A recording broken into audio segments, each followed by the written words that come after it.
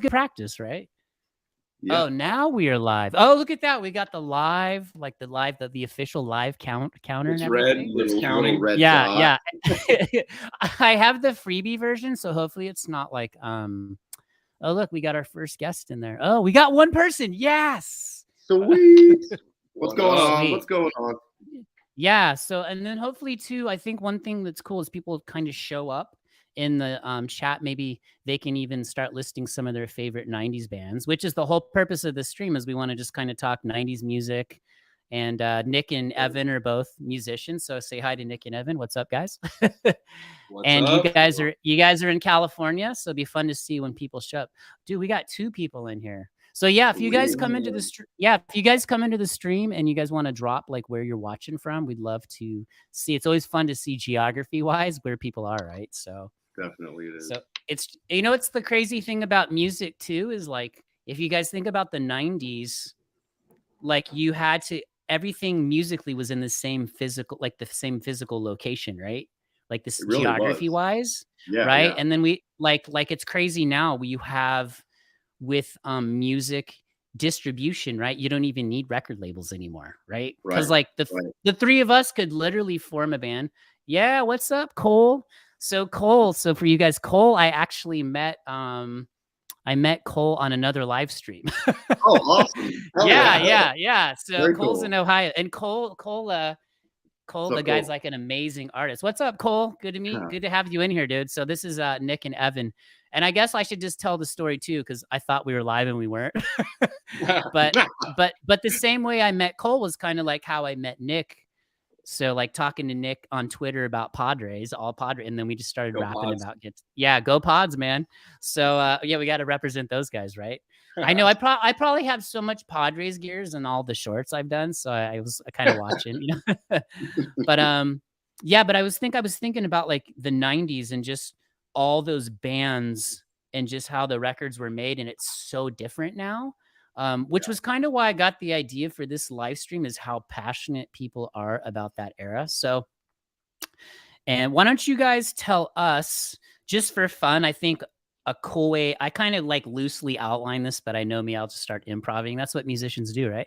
Definitely. We just start improvising. But I know Nick, you can tell us you're a huge Chili Peppers fan, and then Evan, who I met today, you're a big Peppers fan, right? Huge, Are you got like? huge. Yeah, let me ask you guys this then. As far as the Chili Peppers go, like, is there a bigger fan between the two of you, or is it just like you like? Because I love. don't know, to be honest with Yeah, you. yeah. Is it When close? Evan, Yeah. Evan and I met when we were like 12, Yeah. Oh, whoa, that's 12 so years cool. old, and Yeah. we were locked in by that time, Yeah. and we discovered that. I mean, I was like discovering them, more and more every day, and then I meet this guy, and we like played sports and like went to school. Nice. Like, oh, I love the Chili Peppers, and we just the friendship took off from there. So we're massive Chili Peppers fans. Their music's for sure influenced. Oh yeah, 100%. Yeah. Yeah, I mean the whole reason I started playing the guitar in the first place was I think I saw the Slane Castle oh yeah, that performance thing's on YouTube, and like amazing, right? amazing. And the thing that really stood out to me was the John Frusciante's improvising, and that was once I saw it, it was like the only thing I wanted to do. Like I just wanted to be able to do that. See, those honestly though, Evan, those are the stories that like drive me to even do this channel, because those are stories I want everyone to hear, because I can tell you myself, like obviously huge Chili Peppers fan, like, and Frusciante is like a big one of probably the bigger. He's probably my favorite guitarist on planet Earth. Yeah, us too. Him and yeah. So you guys that are in the stream, thank you so much for coming. A lot of these guys are new subscribers, but if you're not, welcome. But if you guys can, I know. So Isaac's Aquatics, it is crazy to think I almost got 1,000 subs because these guys, but it's because of these guys. Honestly, guys, like this is kind of the kind of community I want to have. Just people that are crazy passionate about music. Like even like just seeing the smile on your guys' faces when you talk about music and like your story. Like for me, it was funny. It's kind of like that tipping point of like, there was that one moment where you knew, oh, I'm going to be a musician. Right. Yeah. And so that, and obviously, yeah, we look up to our influences. And for me, it was, So I was different. I had a mom that was a music teacher, and like she made me hate music. Like literally, like made me play piano. And then I left and I went hardcore in sports. But I remember when I started playing when I was pretty late. When I was like 17, I was at a party and a band was playing, another 90s band, one of my favorites, Jane's Addiction. Oh, And no, yeah. And it was I remember the song, like you said, it was Had a Dad by Jane's Addiction. And I remember looking at the guitar player and I'm like, literally that person looks like the happiest I've ever seen a human being. So I was like, I got to do that.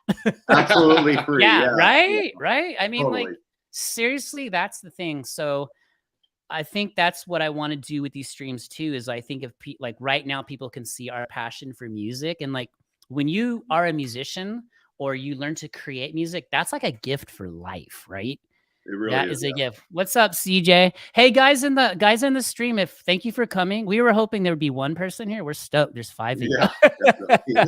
But tell us where you guys are. Like Coles and I, drop us a line where you guys are, and then maybe throw some of your favorite 90s bands and we'll go from there. Or, the cool thing too, and I know I'm jumping around, but like I've noticed with the subscribers and the people I've interacted with is a lot of different generations. They all know about this music. Yeah. Right. Oh yeah. Whether that tells you something about the music there. It really does. And I don't know if you guys are like me, but if I were to ask you, it feels like after the early 2000s hit, that's where we started to have a shift in music, right? To where, right, a major shift. Cause like you had like really after the 90s kind of shut down, you had the new metal thing. Remember the big new metal flare up?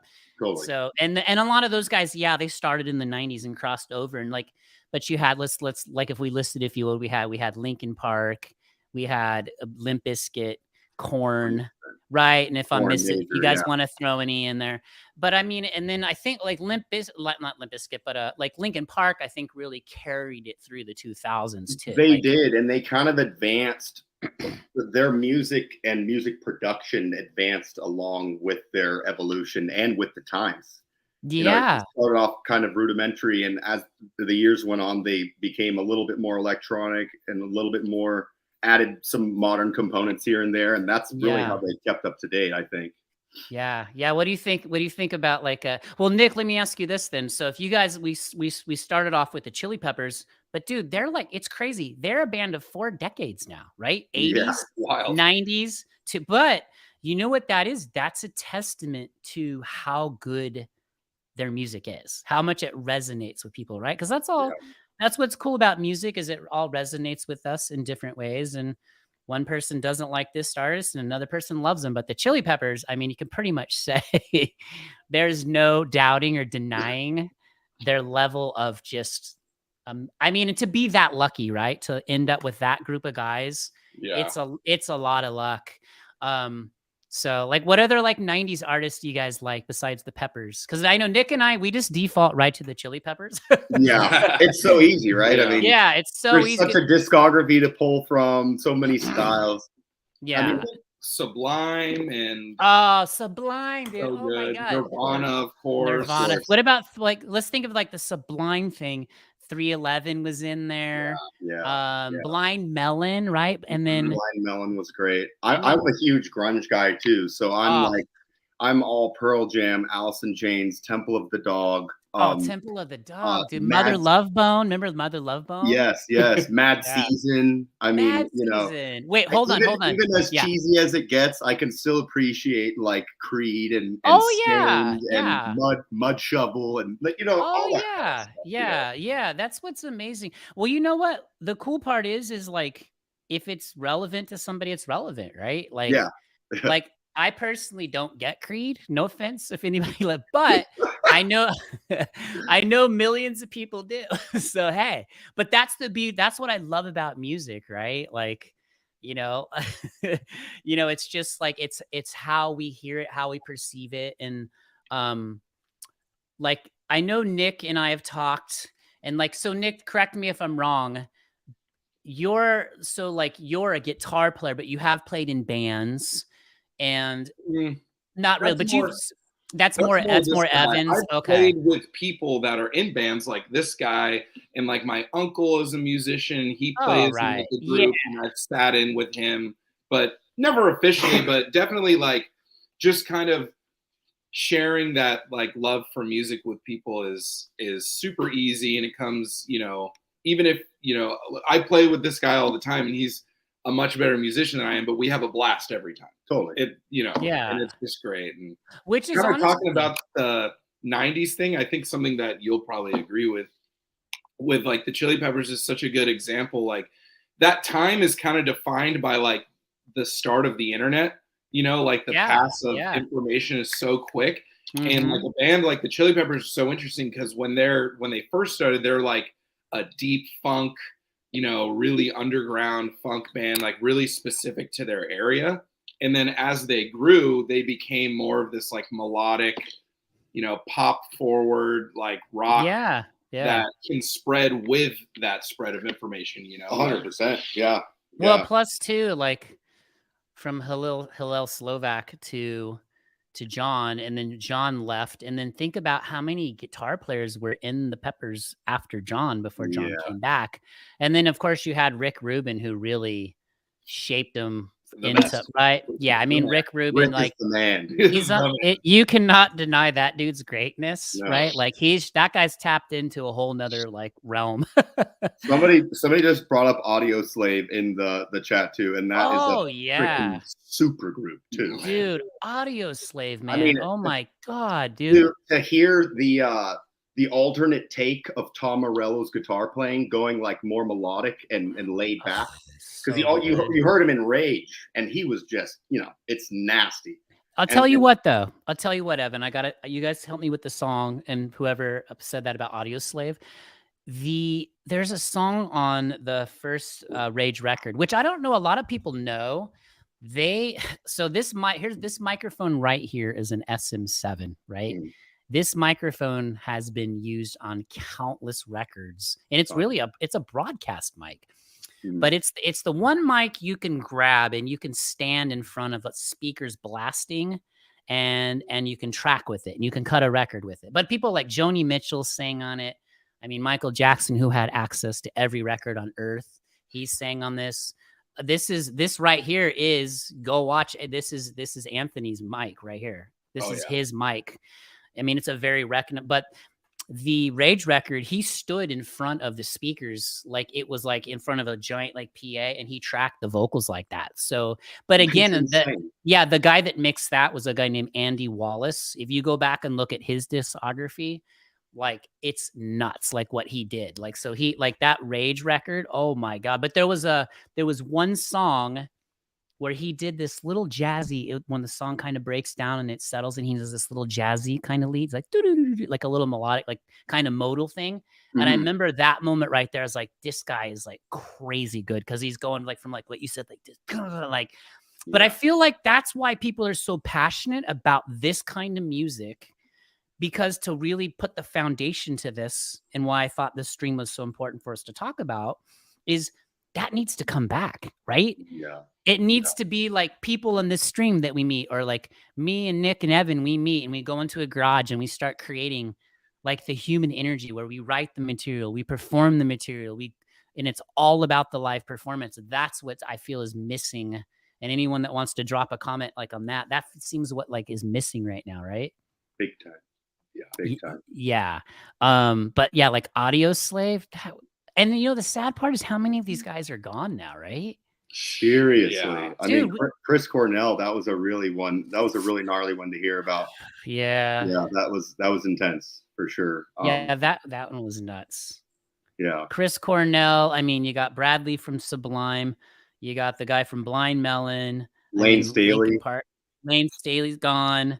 Yeah. I mean, we can go on and on. There's just so many of them too, whose careers were cut short before they even hit. Like, you know, the guy from Mother Love Bone, Andrew Wood, Shannon Hoon of Blind Melon. It's just one after another, and like you can't get that back, you know. But no. But you know, you brought up Mad Season, and I think that's like a record people really need to see, because wasn't that? Correct me if I'm wrong. That was Lane Stanley, and wasn't Mike McCready from Pearl Jam in that?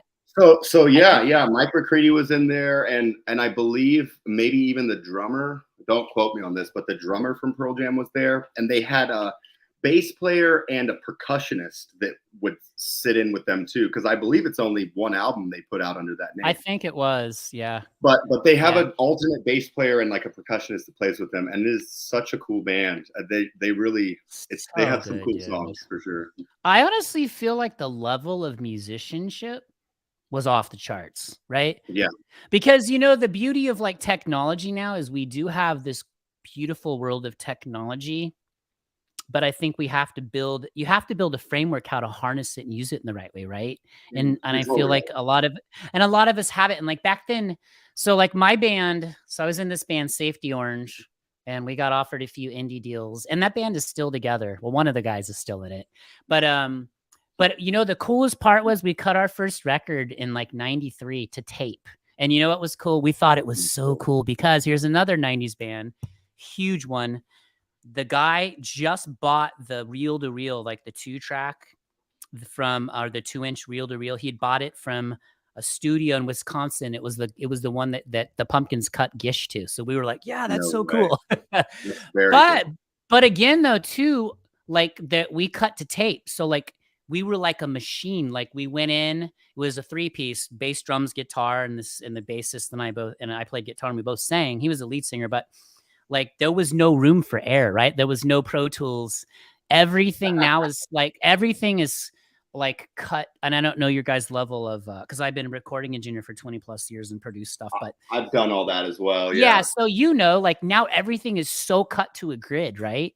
It's like, and it's almost like drag and drop. You can put things on time. You can tune them into key. I mean, you could do anything. And you're totally right in saying that like some of the magic is lost in that. And no doubt it makes it easy for you to be your own band. And I can even say that from someone like my own solo music that I put out under the name Slow Child, SLO Child.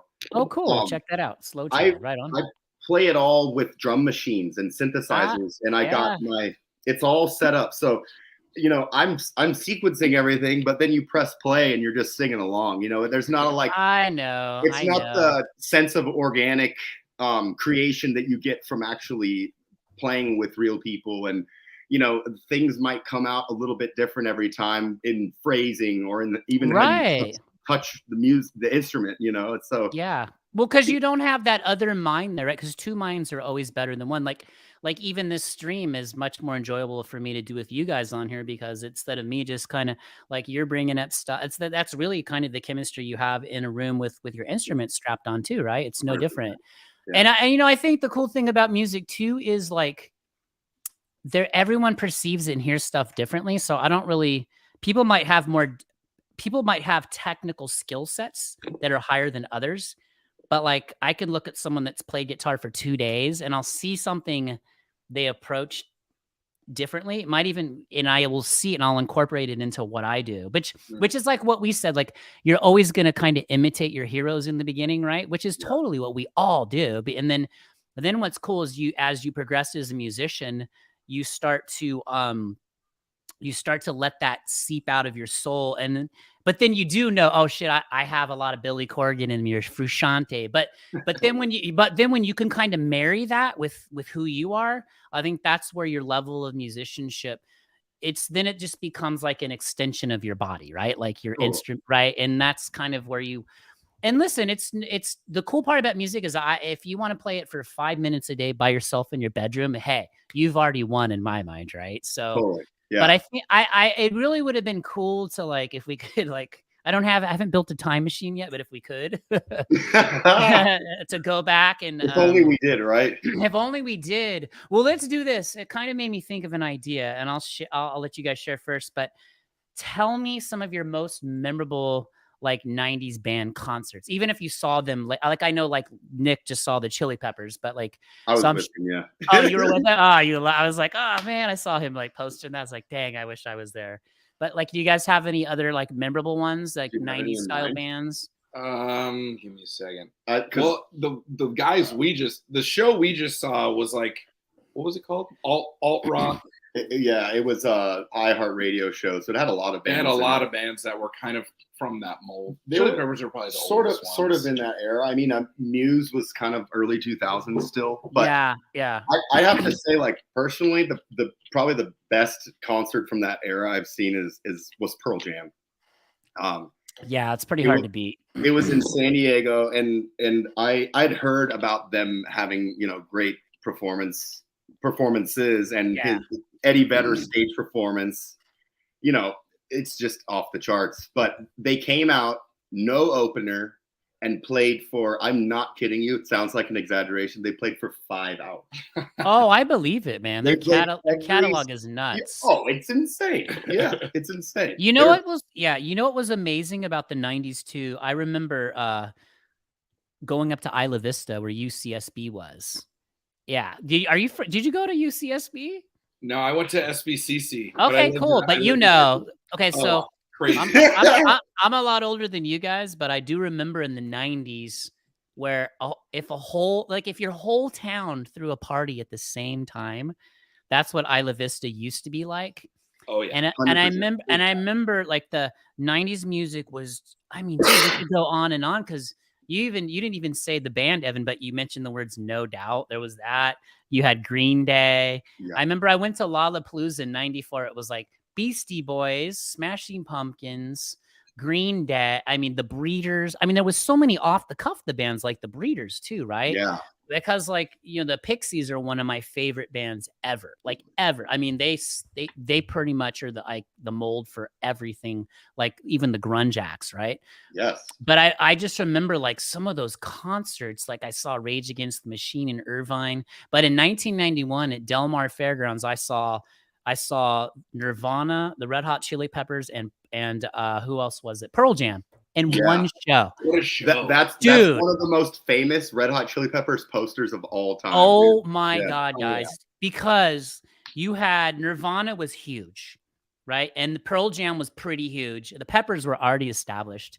I remember too, you probably remember the pants. Anthony had these like silver shorts, and it had like a giant hand imprint on him. I mean, and I don't know why, but I remember like that just like stuck in my mind. But I do remember the mosh pits were like, it seemed like a half-mile wide. And that's what kids nowadays, I'm going to get in my old man soapbox, but like, that's what they're missing, right? Like those, but I feel like people like us, like we can create an energy, like to bring this stuff back. You know what I mean? Like just to kind of put it back in people's consciousness, and to have those kinds of shows. Like, dude, like that was ridiculous. Like I remember when Smells Like Teen Spirit came on, because obviously that was their hit. I've never just like this energy, but you had like the Peppers, Pearl Jam. That was when Eddie was at his thing where he was climbing from rafters. We're like, please, oh my God, yeah. We're like, don't die in front of us right now. Remember, right? Yeah, like don't die right now. But that's what like Isla Vista was like. It was this energy. Oh, I literally remember there'd be like 500 bands playing like the whole town at once. This is before the Isla Vista like patrol kind of shut it down. But I remember like playing like Green Day or something, and like 400 people like running down the road, and like insane. It was insane, dude. It was so insane. You know, one thing I wanted to bring up, we're talking about 90s music. There's that day, it's like social media talks about it all the time. It's like that great day in music. It was when Blood Sugar Sex Magic by the Chili Peppers. Is it Nevermind? I know. By Nirvana. They were all released on the same day. And like maybe was it a Beastie Boys album? I'm trying to remember. Yeah. They were all released on the same day in like late 1991. I know, dude. That's like mind blowing. The most iconic rock or like just music albums. Evan, do you know? I don't. It's Nirvana, Chili Peppers, and somebody else, but they were all released. There was like 8 of them, right? Wasn't there? There was a picture of the tapes. And it was like, all of them. It was the same day. Yeah. Maybe not. I know 3 of them for sure. I'll look it up. Yeah, Cassidy said Collective Soul. Cassidy, isn't she a Twitter pods thinks fan? She is. Yeah. Nick's talking smack to Cassidy Hey Cassidy, if you Collective can hear this, Soul. fun fact: Nick Hunley walked up to a Collective Soul song in for the Padres. Did he It really? was his walk-up Oh, song. nice. Shine, What was Shine the- by what was- Collective Soul. Nice. Yeah, you know what? I did a short. I went way too nuts on shorts on YouTube. I did like 300 in 2 months, but one of them Oh my was god. someone. Yeah, I've been like out of control. That's why the channel's growing so fast though. And like, I'm just like letting the channel guide me to where I went. But I was like, holy crap, people are like freaking out over 90s music.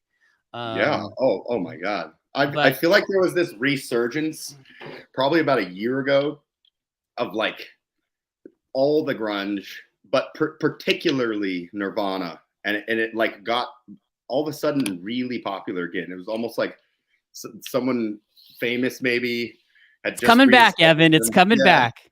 I Well, don't we know, should definitely, but- we should, the three of us should honestly, because I think now there's new models of music too. Like, we should do some songs together. Like, and then I'll put it out to the channel because people are like, I had a guy, I did a short and he went out to his car. He's in Minnesota and he's kind of got like a Chris Cornell-ish type voice, like Deftones, right? Like another, still going, still crushing Yeah. it. But Seriously.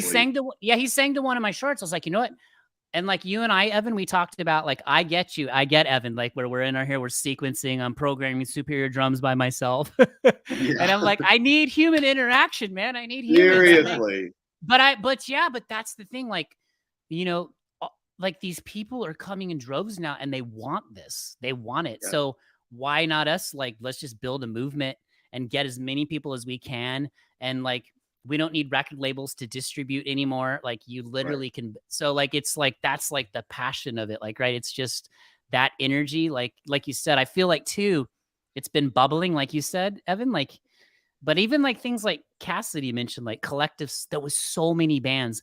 Correct me if I'm wrong too, because remember like POD, Collective Soul, didn't they kind of front themselves as Christian acts too? So they could play like all 100%. I don't know like, if they like really... Switchfoot, right? Like Switchfoot. Switchfoot. Right. Sure. They can play all. Yeah. To them.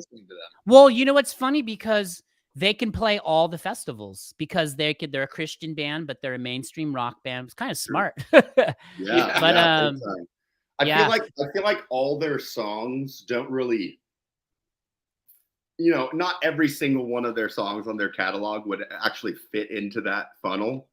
But you know, they have that just enough of that component in them to where they can consider themselves that way. You know what I mean? Yeah, totally. Yeah, like I said, there was so many bands. Oh, here Roxy says Blood Sugar, of course, man. Oh, A Tribe Called Quest, and then all the other bands. All the other bands. I know I was saying, like, I knew Roxy would get there. She's that's an unreal album as well. Yes. It's funny because I recognize these people from like Twitter, the Padres Twitter too. Wow. But is Roxy like a Padres person? She's one of the Chili Peppers people that always shows up because she's always talking about the Peppers. She's a Chili Peppers fan. One of the biggest Chili Peppers fans I've ever met. Yeah, dude. I will tell you, like, the part that honestly blows my mind is how old John was when he entered the Peppers, and to be. Yeah, that's just like a God-given talent that's just like 1 in a billion. You know what I mean? Yeah, truly. The performing, the songwriting. I mean, Under the Bridge is on the radio still all the time. Still. I mean, he's what, 18, Nirvana. 19 when they wrote that? And that was one of the first songs that he wrote for them, you know, other than Knock Me Down, which was technically the first song that he wrote for them, which was pretty different sounding for them as well. But you know, it's mind-blowing to think what an influence he had on the band in not only their prosperity as top 40 artists, but really as the true musical driver of the band. You know, the guitar is always kind of that upfront, very kind of forward sounding instrument that really brings about melody other than vocals, obviously, but he really just drove everything home. And you can see as their history went on, every time he left, they kind of dropped to the background. And when he came back, it'd be top 40 again and they drop back up. Yeah, it's 40, kind of the good old sum of the parts. Oh yeah, the Wallflowers. That's funny, Cass. The Wallflowers, that's Dylan's son, right? Jacob? Oh It yeah, is. Yeah. yeah. I think my dad sent me like a Yeah. Rolling Stones article Yeah. about them or something. You know, One headlight or something. I just heard that song on the radio on my Oh, on like 100%. Apple Music. Well, that's the thing, and you know what too, like what you guys were not only like just the massive amount of artists, like the tones, right? Like all the sounds, because nowadays everyone can default to the same stuff in the computer. It's all done not organically. I mean, listen, there's nothing wrong with that, but I still think if you can seek out other people to like put your brains together and do music with, it's always going to turn out better, you know? Totally. But yeah, the Wallflowers. Yeah. And then like she said, like Roxy said, Tribe Called Quest, Trump Lamond. What? Yeah, Jacob Dylan. There we go. It was Jacob Dylan. Yeah. Are they even still together? It's funny too how like what 90s bands have still like are still going and they'll still outdraw everybody. Look at the freaking Foo Fighters, dude. I know. Yeah. Dude, yeah. I saw the Yeah. Foo Fighters at Soma in like 1990. I saw them in 1996 on the main stage at Soma. When You know, did they become a band? What year? You know what? I knew Bruce Pavitt from Sub Pop. Like he was friends with my band's manager. And dude, I have some crazy stories about that too. Like, you know, like Nirvana's first record, how they like were recording, but like it had to be 90. Well, Kurt died in what, 94? Correct us if we're wrong. Yeah, I think. And then by like 95, like the Foo Fighters were going. I probably saw them in 95 or 96 at Soma on the main That's stage. insane. Mind blowing, which was funny because Pat Smear was in Nirvana for a while, and then I want to say the drummer and the bassist came from Sunny Day Real Estate. Another one, like, dude, we could like probably list 5,000 bands from the 90s, and every single one kicks ass. Like, literally. 100%. Yeah. Right? There's ones that we're forgetting there too. I mean, there's so many. Well, because obviously we're guitarists, so we're talking about guitar-driven stuff. But like Roxy said, think about like A Tribe Called Quest kills it, right? Amazing. Well, 90s hip hop. I mean, all the hip hop, dude. Like it was. That's a whole nother can of worms. I know that's another live stream we'll do. Well, it's 3 guitar players talk about 90s hip hop. Yeah. Everyone will be blowing us up in the stream. Like, no, guys. So. Yeah, the Wallflowers are touring. Look at that. See, that's the thing, man. True. And you know why? Crazy. You know why they're touring is because they'll still draw, man. They'll still pull people. 100%. I heard the Deftones were selling tickets the other day, and God, I freaking love the Deftones. The cheapest ticket or something for their show was like $450 or something like that. And I always knew they were a great band, and no doubt they are, but I didn't know they had that kind of draw, you know? Dude, they have such a draw, dude. They're so good. You know what's funny too was I was listening, and here's another band. But I was listening. They had this vocalist. There's a song, you guys, I'm sure you've heard it, called Passenger by the Deftones, but Maynard from Tool sings on it. Just go crank that. It's called Passenger. Listen to it. Write it down, by the Deftones. Maynard on that. Like, dude, you talk about a lethal combo of vocalists that like just will make you melt in like wherever you're standing. That guy is a truly just a musical genius. Oh, he is. He's so eccentric too. Like he owns like a winery in like Northern California. He's an interesting dude. But again, he sings on a different band now called, I think it's Pussifer. He's doing a whole nother. And remember, he did Perfect Circle. He did Perfect Circle for a while, and that, you know, Perfect Circle. Okay, Perfect Circle had Troy Van Leeuwen from who plays in not Caius, Queens of the Stone Age with Josh Homme. And then, you know, when the Pumpkins broke up, you know who else played in Perfect Circle was James Iha, who played in Perfect Circle for a while. He was one of the other guitar players. Okay. So again, that happened in the 90s a lot too, right? Like super acts, like lots of them. Like you said, Temple of the Dog, dude. Every song on that record, I would like go to heaven right now if I could write one song like that. Seriously. Well, and to add to your point, it almost seems like there was this certain area, but also the era, Seattle area, definitely. Right. A lot of those musicians were just like, you know, going back and forth from band to band. Everyone had a band with another band's mates, you know. Yeah. And they were making like these underground albums that would be just as good, you know. What was Chad? Chickenfoot? Chickenfoot. Yeah, there's a bunch of people from other big bands in that too, right? I'm pretty sure. Yeah.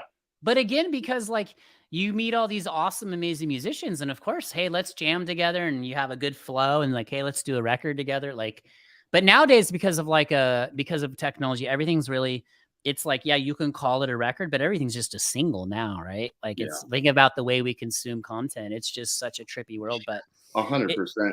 it's fun. You know, I'll tell you a true story too. Is funny. So back in the 90's, the way, you know, Soma moved, right? So Soma's down by what used to be the sports arena, but Soma, remember where Soma used to be?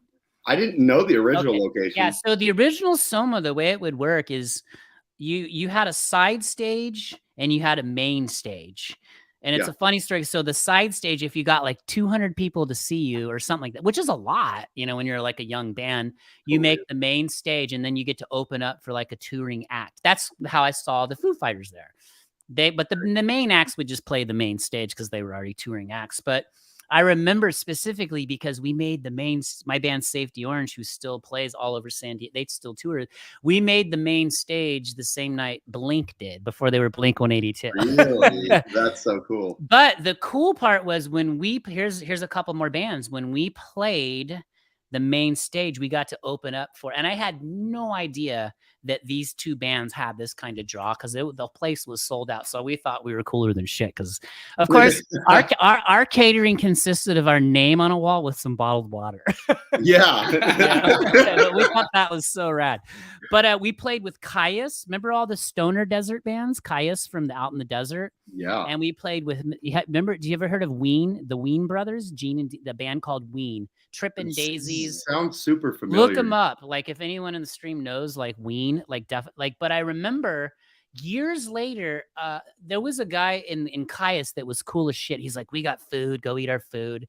But I remember for the life of me, I was like, I know this dude. Who is he? And then I'm like, holy shit, that's Josh Homme of Queens of the Stone Age. So he went from Caius. But again, right? Like, dude, like when you made, he just pivoted off of that into Queens of the Stone Age. Oh, life is rough. But I mean, that guy's for real. and those guys were another ones too. They kind of hit like what in like 2002. Like so, Queens of the Stone Age has been around 20 years now. But you know, and then like them Crooked Vultures, Josh, Dave playing drums. I mean, Dave Grohl's talent, dude. How would you like to have that? The guy can play he's lethal on every instrument. Yeah, seriously. You know? There was the first album of the Foo Fighters was all him. He played the entire thing by himself. Yeah. He dude, just went in the studio and stacked it all up. I'll just do this. Yeah, I got it. It's nuts.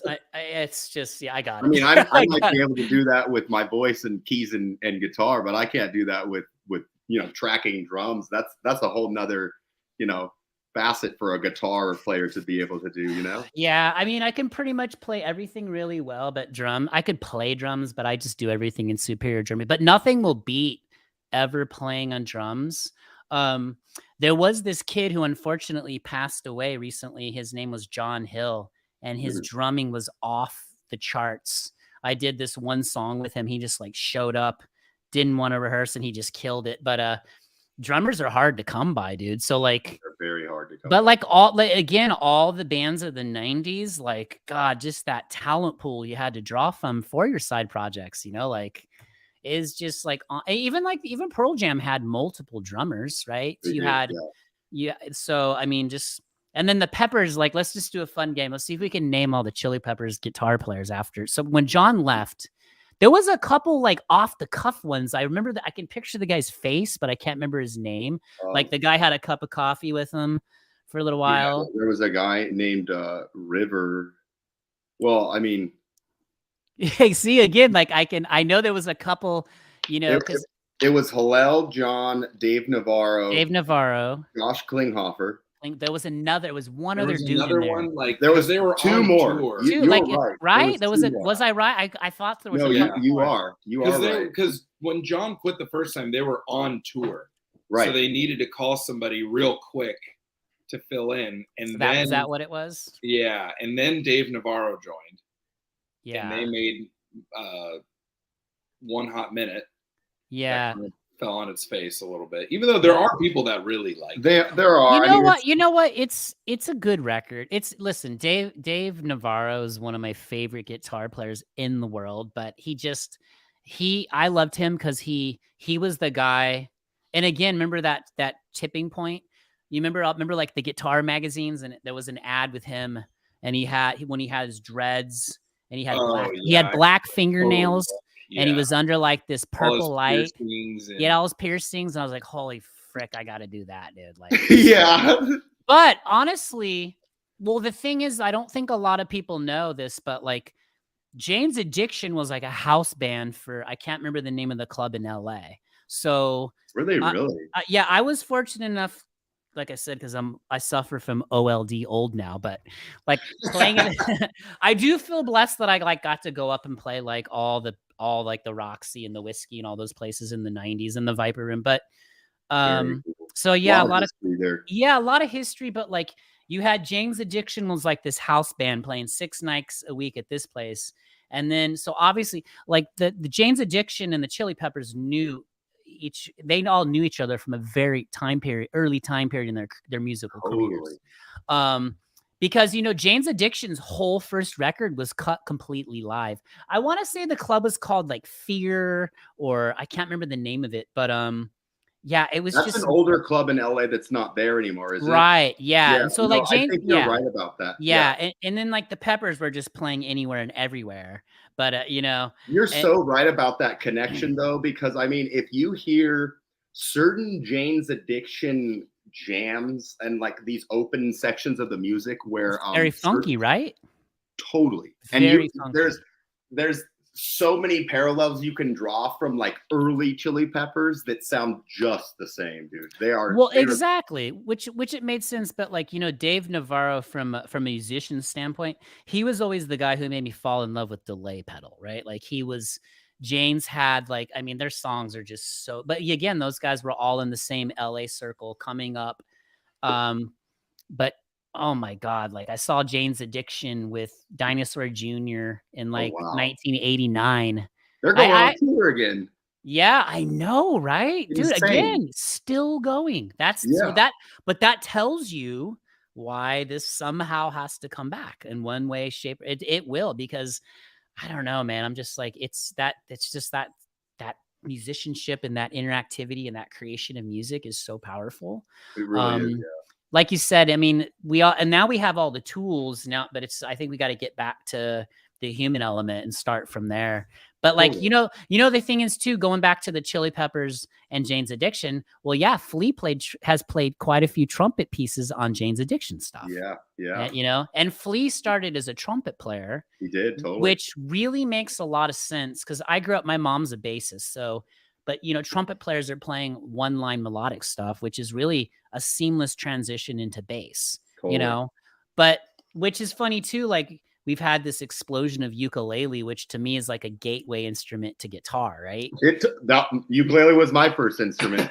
And there's the funniest thing ever, because I didn't know that there was a right and left-handed ukulele.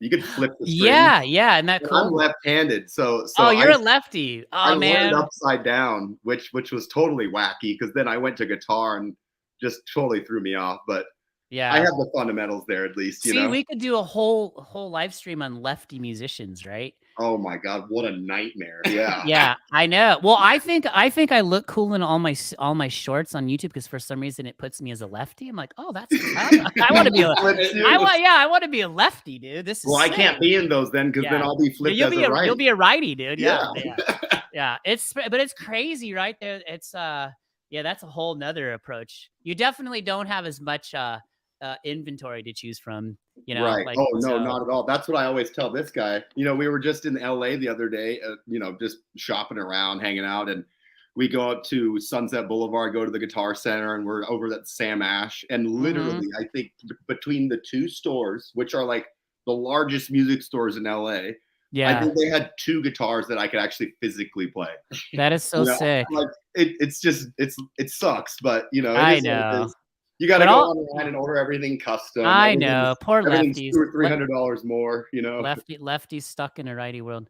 Oh, check it out. My niece's husband, Robbie, hopped on. What's up, Robbie? He actually started a YouTube channel because he was so inspired to do so. Nice. Hey, Robbie, throw us in the chat since we're talking. So I think Robbie's like, he's way younger than me, but throw us in some of your favorite 90s acts, because I always love seeing what people love, and it's from the different generations, right? So because like my daughter who lives in Florida with her mom, she's like 18, and she's like, Dad, have you heard of the Deftones or like Weezer? I'm like, Lily, you know that because of me. You're welcome.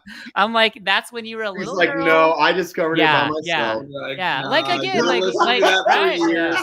I'm like, Lily, yeah. I'm like, you know that because of me. Oh, Cassidy said the Cat House. Maybe she was talking about the place in LA. Oh yeah. I don't even know what's left in LA. Like the whiskey's still there, right? Whiskey A Go Go. I believe so. Yeah. Is the Roxy still there? The Roxy's definitely there. Viper Room's gone though now.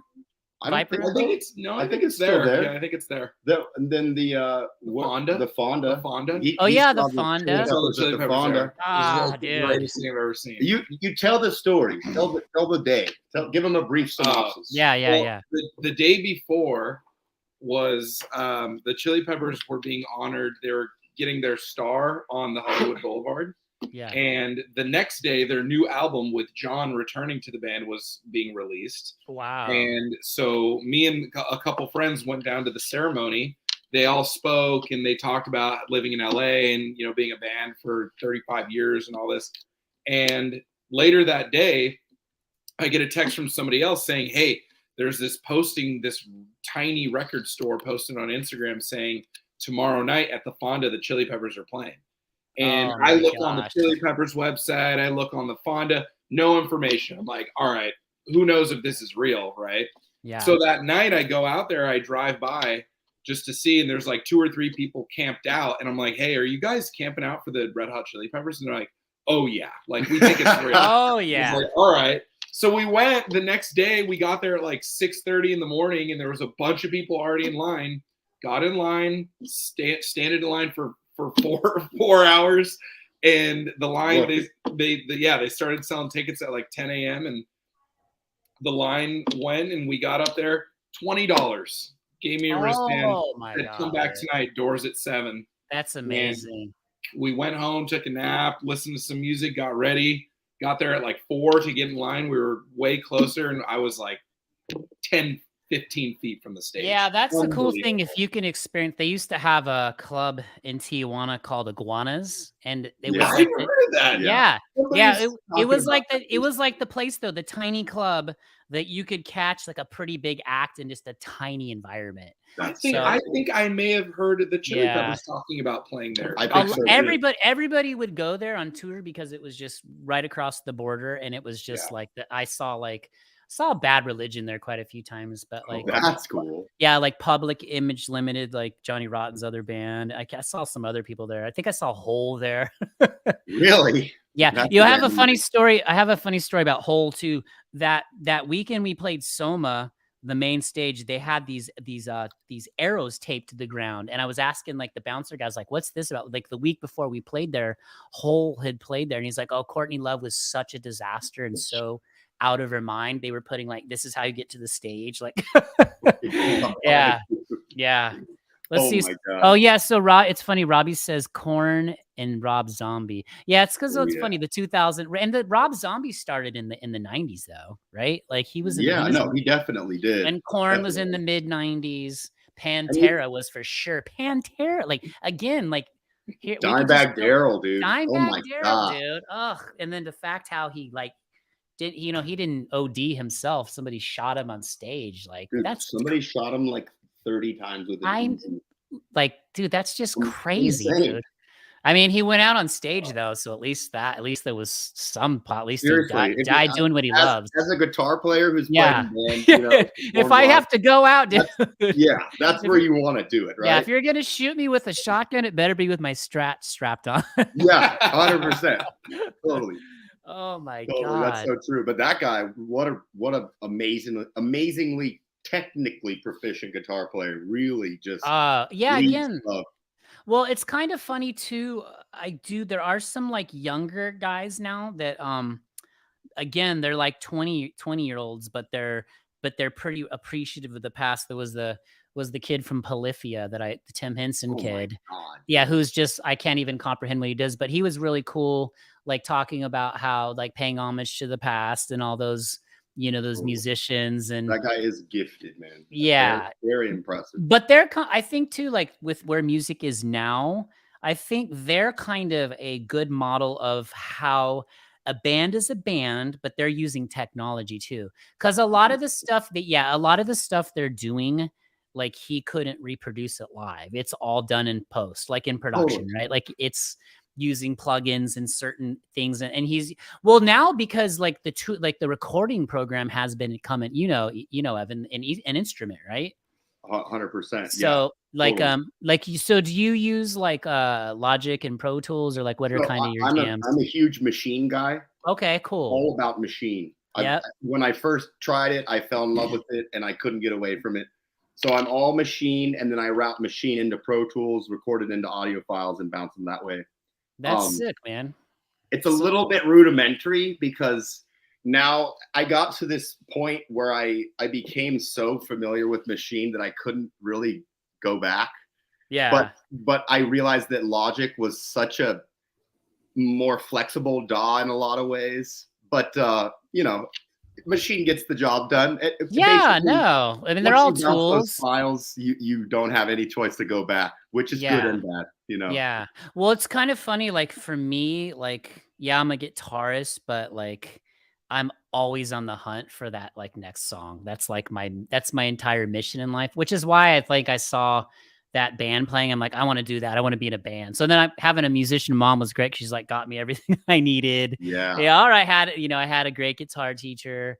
But my God, man, it's just all those acts. Like, I know we probably will have to do multiple streams to like just cover them all, because then we're gonna have to talk about like tones and sounds. And I think the cool thing about this channel though in the community is we have a lot of people, and I'm trying to push this too. You don't have to play an instrument. I just want you to be somebody who everybody loves music, right? Like whether you play or not. But I think there's some magic too when you're not a musician and you start to learn how some of that is actually done.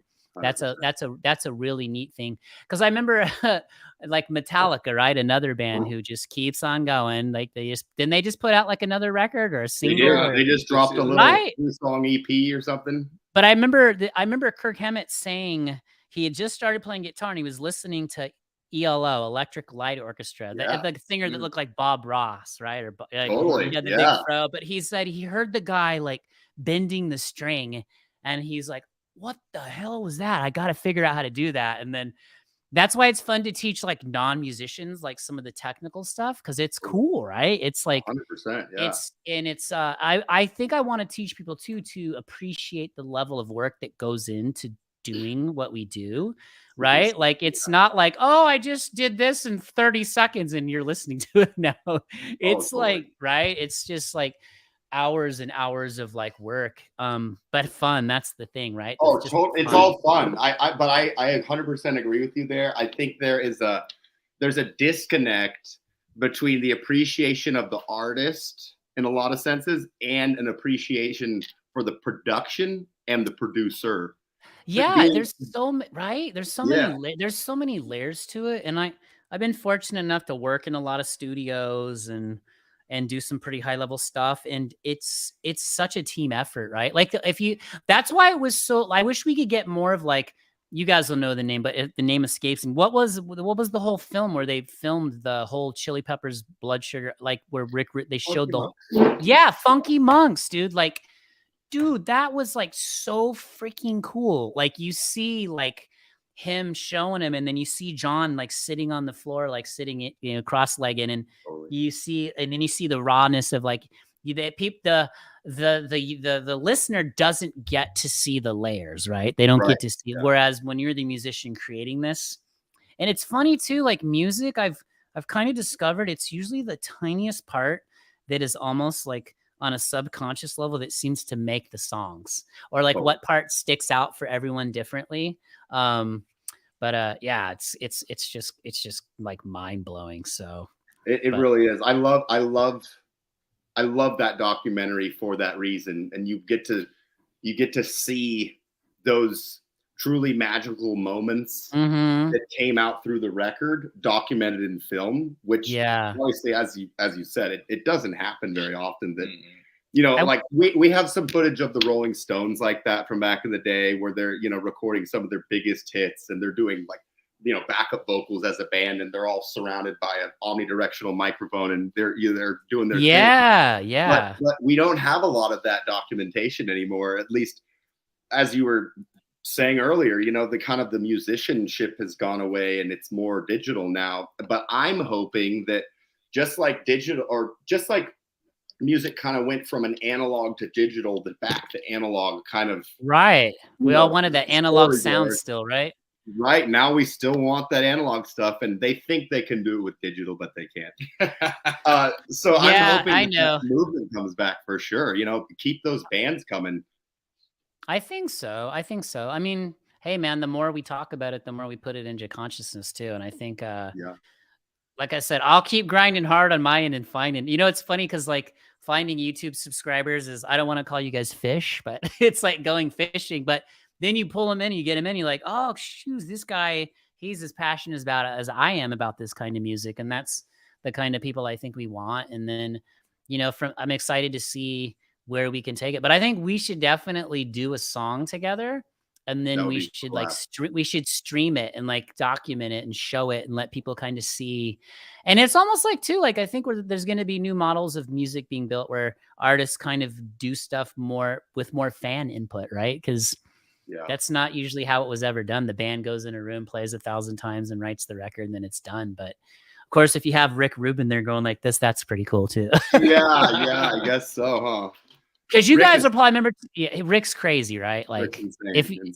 I mean, he's really the one that took the Beastie Boys and went from like this, they want to be this crappy little punk band and turned into the Beastie Boys. So many names, right? So many. Oh, just one after another. Yeah, he's been on a couple of, he was on some podcasts and he was like, yeah, like it's interesting to look at like different artists' recording styles or writing styles. Like Anthony Kiedis does this, Jay-Z does this, Eminem does this. Like, this guy's worked with everybody. He really has. And I think what is really striking about his career is that it seems no matter what the genre, everything that he touches his fingers on, it just is platinum. You know, and to even go further with how insane it is, he doesn't have any technical musical training. I was about to say he does not know how to record. He doesn't know how to mic something up. He doesn't know how to work a soundboard. He doesn't know anything. He just knows what sounds good.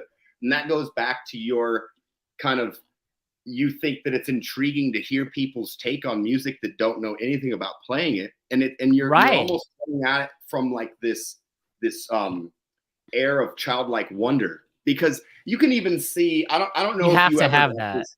You really do, to keep fresh. And I don't know if this happened to you as a guitarist, but like as you mature as a guitarist, you learn more rules about theory and about scales and all this stuff. And you kind of tend to lock yourself in this box where you're like, oh, this is what it sounds like. This is what should be played. And this is what I could kind of get away with.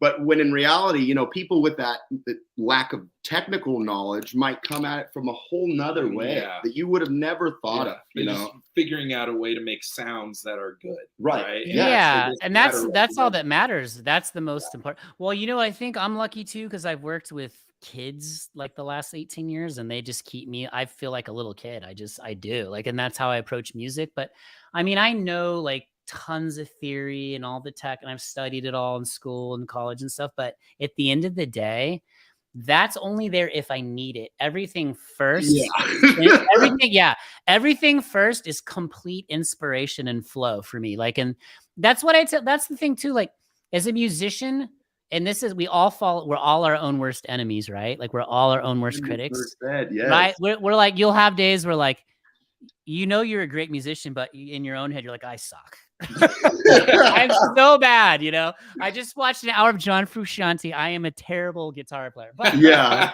but I think what you really want to do is get to the level of where you have so much confidence in yourself and your playing ability, like what you're saying, where you just you could go sit in a room with John right now and contribute some level of musicality to the discussion, and then he'll appreciate it. You know, he's still going to be John Frusciante no matter what. He's achieved what he is.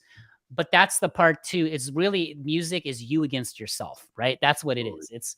And like you said, but always, I always tell people, like as many students as I had over the years, I always tell everyone, your ears come first, right? That's, if it sounds good to you, then go with that, flow with that. And then and then go and base it off of that. And there's tons of guys that are just crazy good musicians and they don't know a lick of theory. They don't read music. You're totally right. Yeah. There's a guy who has a channel. His name is Tim Pierce, and he's a session guy.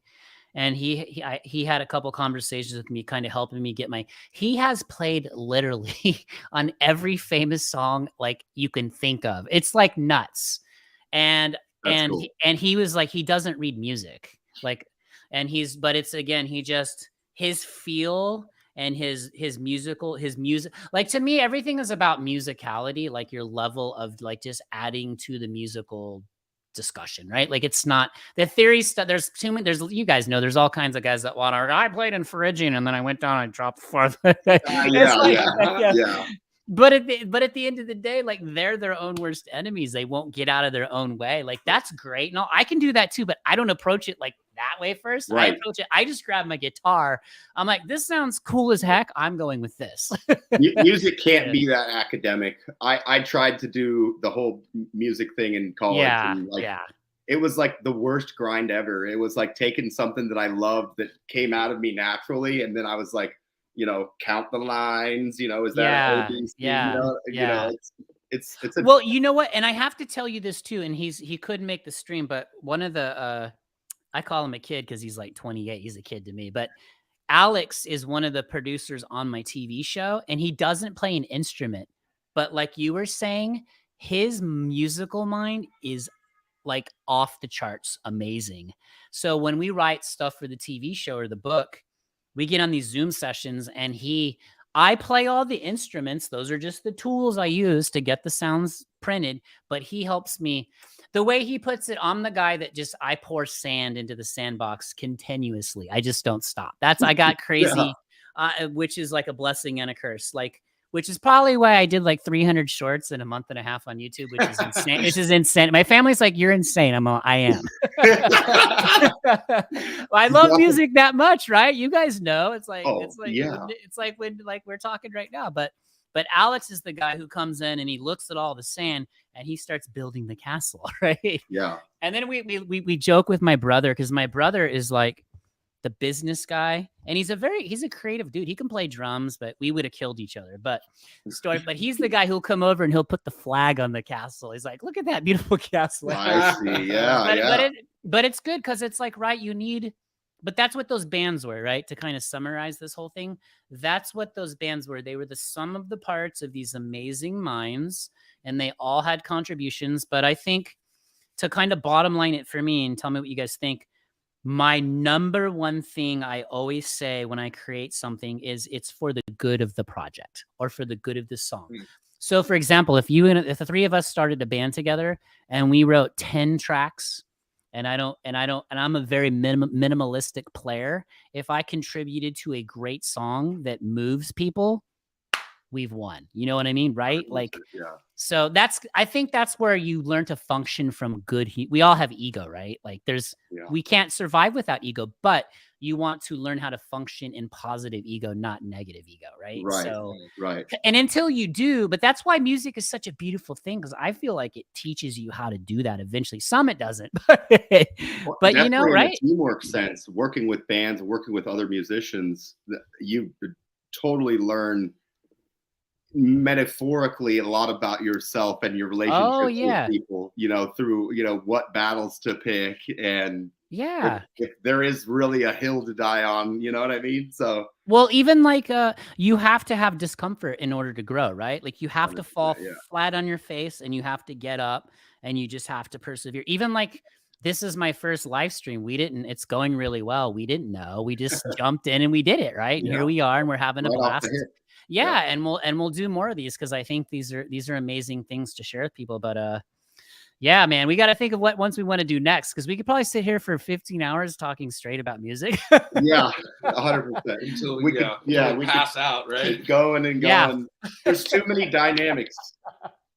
But I'd say too, to kind of like to close this up. It was amazing talking with you guys. This is so fun, Likewise. and there's millions of people out here who want to do this. So I'll try and keep finding those people and bringing them to the community. But I think we should definitely do some plans, and people will be watching this post after this. This is just the live stream, but I want people watching. You guys drop your comments, let us know, come to the channel, subscribe if you're digging the content. But I think we should definitely do some songs together and put the three of our minds together. And then like we can do some live streams where we kind of share it and do the songs, and we'll kind of keep it. I'm sure it'll be very 90s ish just by default. Yeah, probably.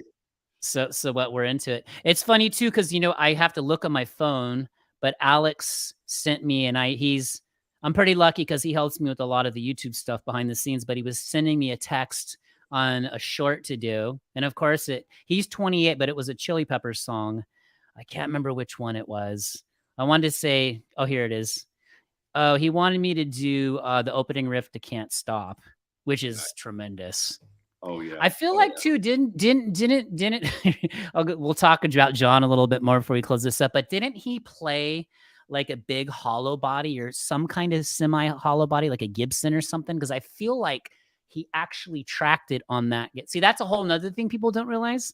And for you guys that are watching this, and a lot of records are not even made with the gear they use live. Mostly it's not, right? Nick and I talked about that not too long ago. Like, so many people don't know that Jimmy Page is affiliated with a Les Paul, but he cut a lot of those Zeppelin records on Telecasters. 100%.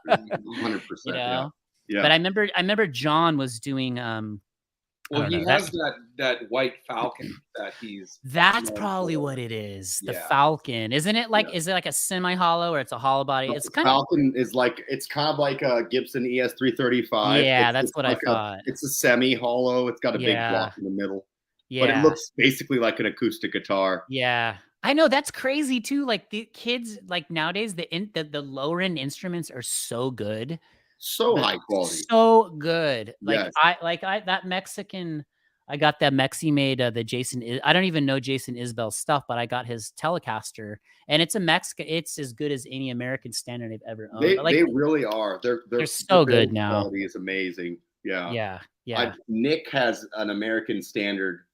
I have a Mexican Strat. We both have Strats. Mine's decent, as the years have gone on, and I play so hard and I play so often. You're a Frusciante dude. That's why we're all like he's creating an army. Like I'm the same way, dude. Like you're preaching to the choir. I know the heavy rhythm hand, dude. It's a beautiful thing. I mean, I can a lot of hangnails. Yeah. Lot of hangnails. You gotta hit all the strings, dude, even when you're only playing one note, And all you people in San Diego still, man, I'm like stuck in Idaho where the air's all dry. I get these massive cracks, but dude, it doesn't matter. Like when you're channeling John, you're gonna almost tear your strings off, right? 100%. The amount of times that I've cut my knuckles on stage and bled all over my pick guard and stuff. Hey, look, by the way, we got a fan. We got our first Cassidy's our first official fan. Book it, Nick. Sweet. Yeah. So we'll have to come up. We'll brainstorm for everyone behind the scenes, and then we'll see. So let's do this before we close it up. Should we just say maybe we should think like Chili Peppers? Like, I don't know. We'll let it flow and see what comes, Definitely. But we'll put our brains together, and then we'll put the track out, man. That's what's so fun about music, dude. It's so cool now. It's totally the best. I mean, I'm assuming I can tell that you're a music nerd, like we are. God, so dude. The best part about it is that your collective sound just comes from all these things you're influenced by, and you got 3 brains in the room. It's even more units to collect. So. Yeah, it's so fun, man. This has been a blast, guys, right? I really has. Yeah. I think our first stream was a raging success. For sure. Nothing caught on fire, nobody passed out. But again, like I said, man, I'm gonna kind of let the channel dictate where it needs to go. I mean, I know I picked Nick's brain a little while because obviously when you start a YouTube thing, you're kind of like, well, what should I do? I started doing like beginner guitar lessons, and then I did some more intermediate stuff. And of course, the first one I did was an intermediate one, and it was based off of Scar Tissue from the Chili Peppers. Just the idea of like how he played those intervals, and that's what a lot of musicians don't know too. Like, oh, I can't play that bar chord. Well, watch John. You only need an interval out of it. You don't have to play the whole. You'll sound, you'll sound amazing. It's so simple, and you'll sound so good. They're like, holy crap, dude! Why didn't I know that 10 years ago? Well, you know it now, so Right. Right on, man. Well, you guys have an amazing night, and then this stream will be up on the channel. Just start pushing as many people to the channel as you can, because like I said, my number one goal is like I want it to be our channel. Like I just want amazing guys like you in there that love music like we love it and want to help bring it back. And man, this is gonna happen. I just I can feel it in my gut. Like we're on something big. So definitely. Yeah, man. Well, let us know. Yeah. Totally. We'll chat offline. Yeah, we'd love to nerd out about this. Yeah, well, we'll have to. Cassidy's she's gonna be waiting for our first single, So yeah, what the hell, man? Yeah, what the heck? Yeah, and then we'll just we'll put our production chops together and figure out how to produce it. Yeah, so I compose everything in Logic, but I've used Pro Tools since like '98. I just can't get away. I'd mix everything. Pro Tools, there's something beautifully simplistic about it. It is. It's just the way you can do audio in it. But again, like Logic is amazing too. But Machine, that's Native Instruments, right? Yeah, I'm a huge Native Instruments guy. Yeah. They've got some great instruments. Well, let's definitely, in the honor of John, because Nick knows and all his side stuff, we gotta get some keys in there, right, Nick? So 100%. Yeah. I've got a garage full of synthesizers behind that door right there. There you go. Yeah. Like I just love writing on a piano. It's so amazing. But yeah, this has been fun. Look, we had people actually come to the live stream. So mad props to all of you, and Cassidy and Robbie and Roxy cruised in. One of my students, Isaac's Aquatics, he cruised in. He's funny. He's like, he's a YouTuber too. And I remember I see my students like once a week. He had like 70 subs, and then I blew past him. He's like, wow, Mr. Elmore, you're beating me. And I said, don't worry, buddy. Like, you hang tough, dude. Like, you're going to get there. I said, you'll crank out you'll find your people, dude. It's all good. Like, we're going to find our people. So we're going to bring the 90s back. And then pretty soon, listen, one day we'll have these live streams and have like, it's just going to keep growing. You know what I mean? And so you never know who we can get. When we get big enough, we'll reach out and get John in here. Yeah, seriously. Let's get the whole band on here, man. I know, man. Hey, listen, dude, you put it out there, you never know. You know what I mean? And especially with where the world is now. Yeah. I mean, I have big aspirations. I don't think there's any limit to how big we can grow this channel. And I'm just saying that because when I do these shorts with the 90s stuff, I just couldn't believe the level of like people in the comments just dropping. I was like, oh, that band. Oh yeah. I was like, well, I gotta start rolling that way. So I said the live streams is like, this is a blast. You know what I mean? Yeah. I mean, heck, me and Nick do this all the time anyways. Like I'm sure the two of you do. So we might as well record them and get them out there. So yeah, exactly. Right? Exactly. Right on. Well, you know what? Let's do this too. In the next live stream, let's do something where we kind of talk about like instrumentation, and maybe we can talk about a couple records, and then we can kind of, we'll talk behind the scenes, of course, and kind of game plan.